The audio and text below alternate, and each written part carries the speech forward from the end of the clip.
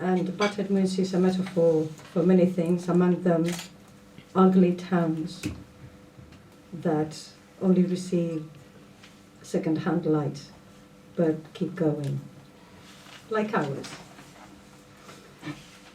Battered Moons, and it's dedicated to Dr. Joseph Burns, who's a member of the imaging team of the Cassini Equinox mission and professor at the Cornell University in Ithaca, or Ithaca, whatever you say in English, New York State.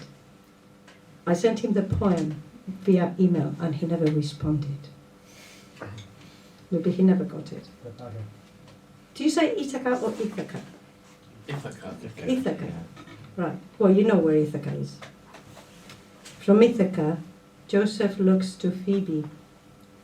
With the ingrained loyalty of years, he smoothly fulfills the soothing agenda of the watchman. Out of a generation mostly concerned with stars, novas being born, birthing and dying, Joseph's outcast himself to view the lubbered outskirts of Saturn, where the burly clots of satellites cling on, like pig iron hogheads in a swash of lodestone. There's a man-made satellite out there, a thing of engineered gumption called Cassini, sent by the space agencies united to beachcomb the sticks of the solar world. Cassini's missions focus tightly on the goals: Saturn's magnetosphere and rings, the equinox seasonal changes of the planet, Titan and the other icy moons, Enceladus's hot spot and ice crystals, spewed out like humpback jets.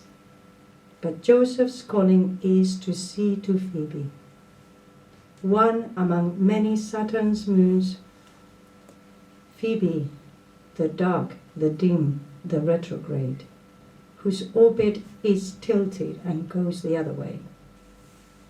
Joseph is the man to receive the gossip of first images sent back of Cassini's flyby.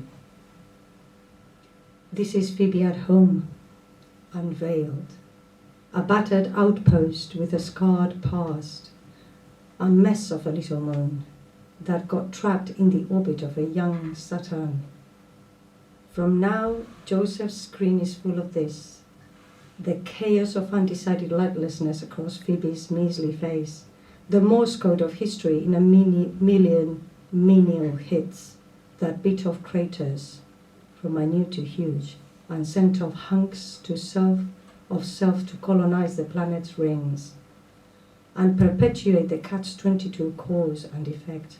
More battered moons with tilted orbits going the wrong way.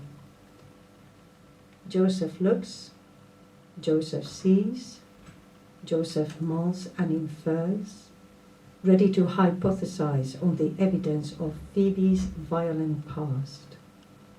The core of blemished ice under the surface lag. Those bright streaks on the steeping slopes, perhaps where loose material slid downhill during the seismic shaking of impact events, like bloodlight leaching on the blades of night. Before going to sleep, Joseph sieves his thoughts. His wall is now as dim as Phoebe's poor moon albedo, his bones porous and sparse, his mind lighter than rock, heavier than pure ice. Maybe Phoebe is patched with clay, something primitively organic, like a flash of water and carbon dioxide, and something substantially divine.